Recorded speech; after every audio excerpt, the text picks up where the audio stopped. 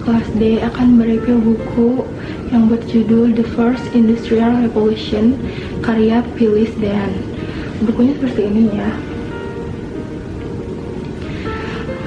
Buku ini memiliki ISBN dengan nomor 9780521296090.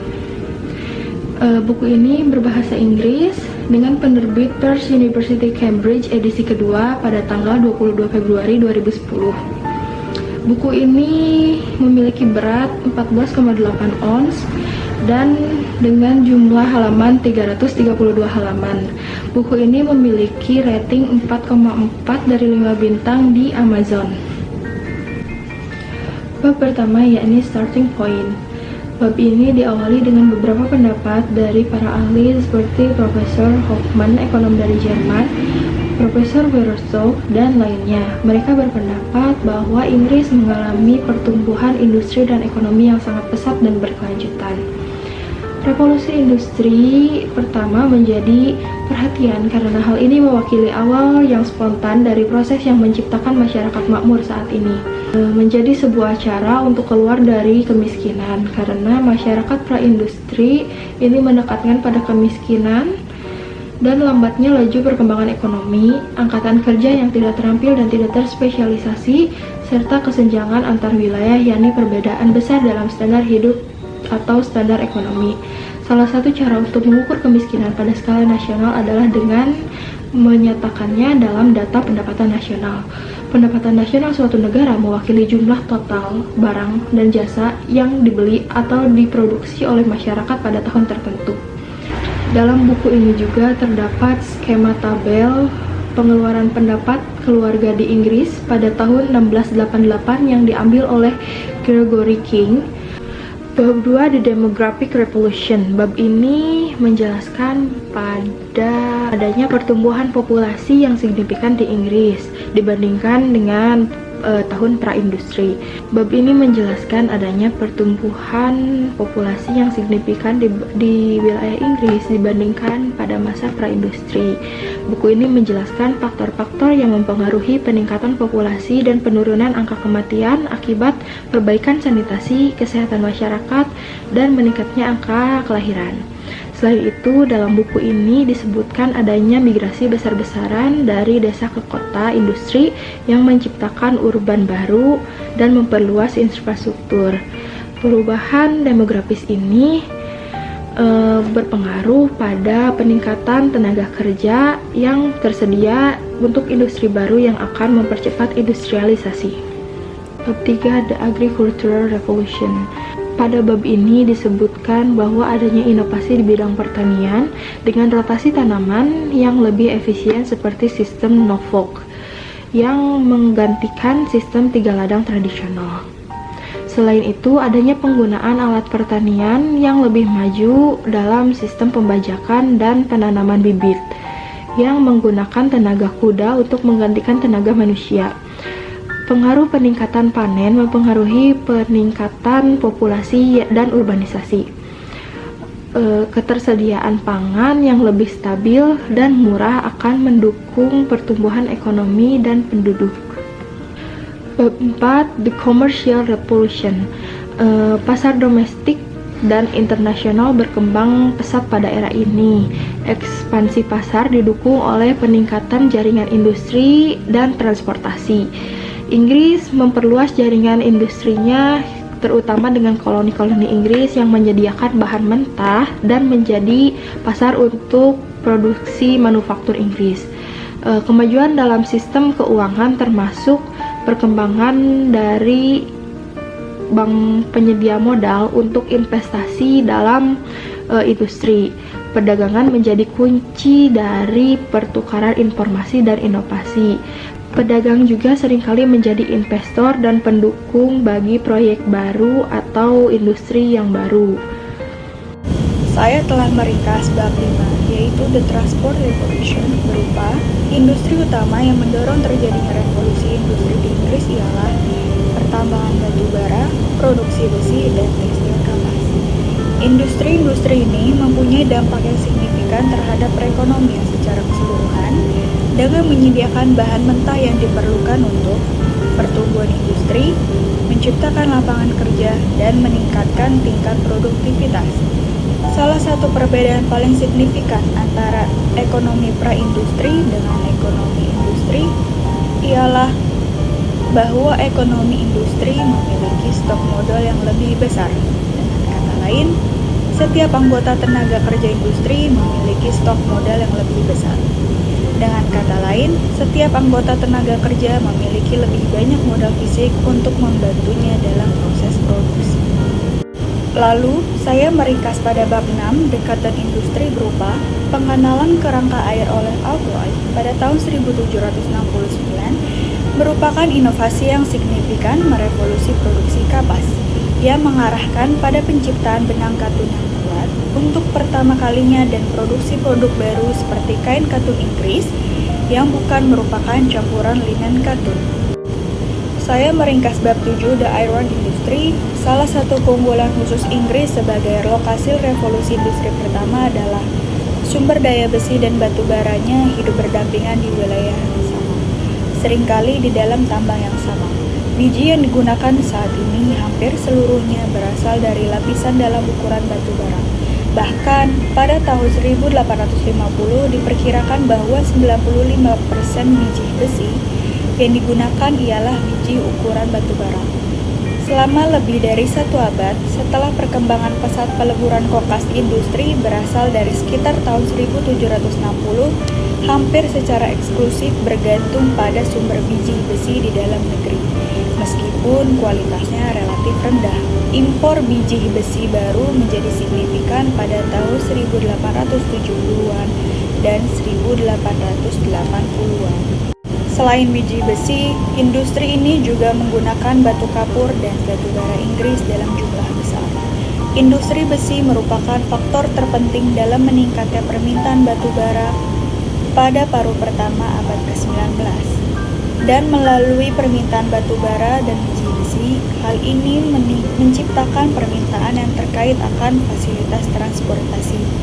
Salah satu industri besi yang perkembangannya sangat menguji kemampuan industri besi untuk tumbuh ialah perkeretaapian. Dikarenakan pembangunan kecepatannya cukup fenomenal. Tentu saja hal ini tidak mungkin tercapai dalam kurun waktu yang begitu singkat jika tidak ada instruksi besi yang memiliki kapasitas ekspansi yang sangat besar.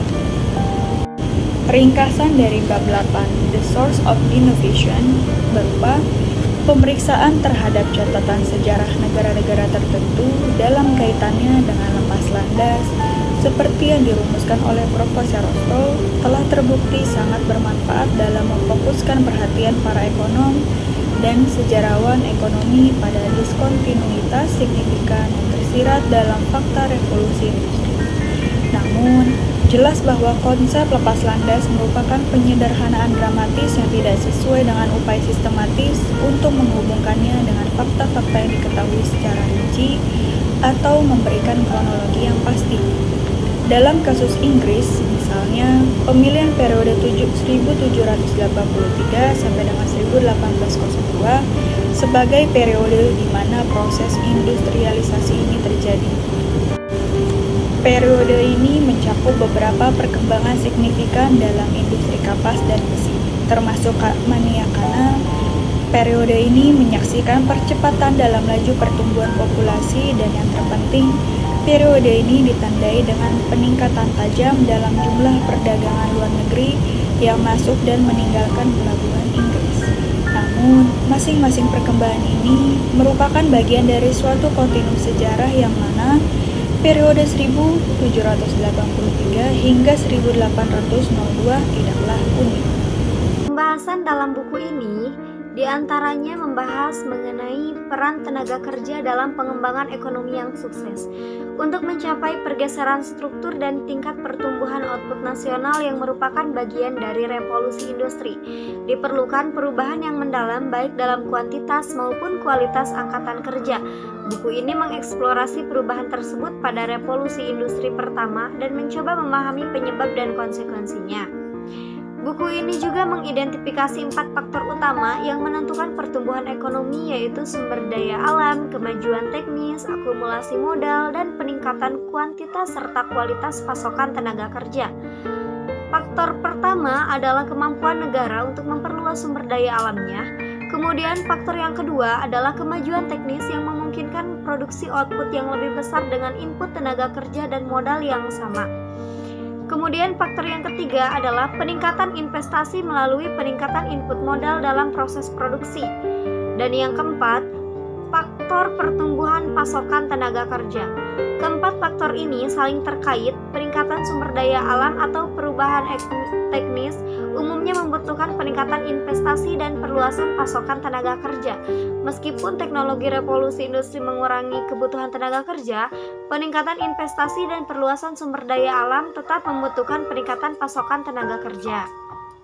Selain itu, buku ini juga membahas dampak pertumbuhan tenaga kerja terhadap investasi kemajuan teknologi dan permintaan barang dan jasa.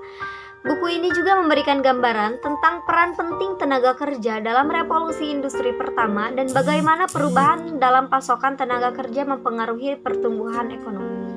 Dan di sini saya akan membacakan materi tentang penerapan perdagangan bebas. Perdagangan bebas adalah periode paling gelap dalam pertanian Inggris. Yang mendorong hal ini adalah tekanan pertanian yang mendalam, bukan gerakan penutup kandang petani kecil yang meninggalkan tanahnya. Tidak dapat mengatasi cuaca fluktuasi harga yang hebat dan beban yang berat. Harga rendah yang banyak petani kecil jual atau keluar dan jadilah petani kecil, pemohon tunjangan orang miskin. Laporan dan penyidikan mengenai kesulitan pertanian sangat banyak dan kita mungkin cenderung melebih-lebihkan. Kita mungkin tingkat dan kedalamannya demoralisasi di daerah pedesaan ketika kita mengambil bukti-bukti kita dari akun-akun yang sangat berwarna ini. Tapi kerusuhan pedesaan dan pembakaran risme yang mewabah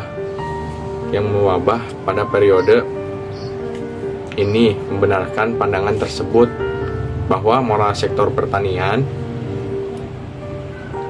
sedang dalam keadaan putus asa, pasang surut rendah dalam seperempat abad atau lebih setelah Waterloo. Dan perlu diingat kembali bahwa bahkan hingga tahun 1850 pertanian masih menjadi industri utama Inggris. Dalam situasi ini sulit untuk melihat bagaimana seseorang bertanggung jawab dan pemerintah bisa saja mengabaikan undang-undang jagung dan menjadikan industri utama negara untuk terkena beban lainnya. Kedinginan angin dan persaingan asing benar. Sebagian besar klasik ekonomi mengikuti garis yang ditetapkan oleh Adam Smith yang ikut serta mendukung perdagangan bebas jagung seperti halnya komoditas lainnya. Kebanyakan dari mereka perwakilan yang berwenang. David Ricardo memang berpendapat demikian bahwa hanya tuan tanah saja yang kepentingan selalu bertentangan dan dengan kepentingannya konsumen dan produsen merupakan pihak yang merupakan pihak yang diuntungkan dari suatu kebijakan yang dirancang untuk menjaga harga jagung.